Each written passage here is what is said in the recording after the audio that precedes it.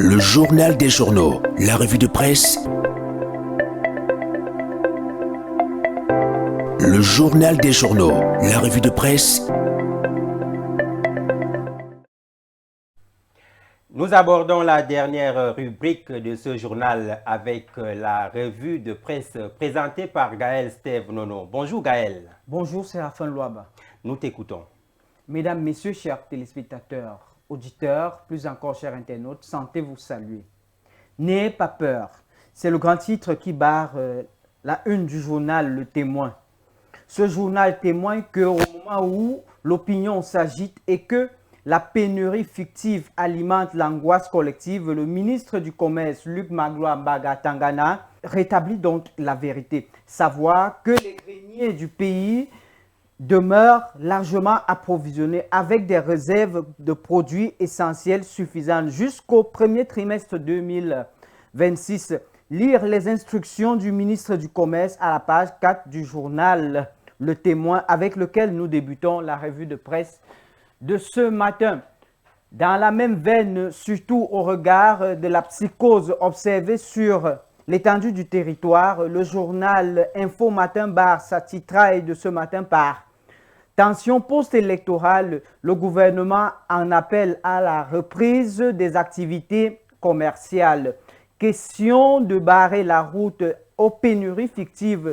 Lire aux pages 2 et 3 l'objectif principal du communiqué du ministre du Commerce.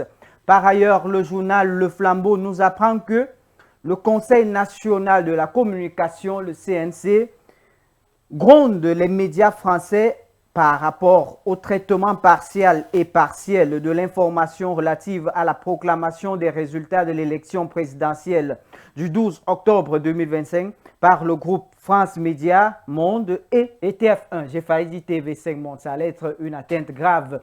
Le journal de Philippe Ngamfé souligne donc que, selon John Chebonke Kalabouksé, président du CNC, Conseil national de la communication, ce traitement subjectif constitue une menace à la paix et à la stabilité du Cameroun. Presse gouvernance de Lazare Nomo, toujours par rapport à la proclamation des résultats du scrutin 2025, fait savoir que le Conseil national de la communication épingle LCI, France 24 et RFI.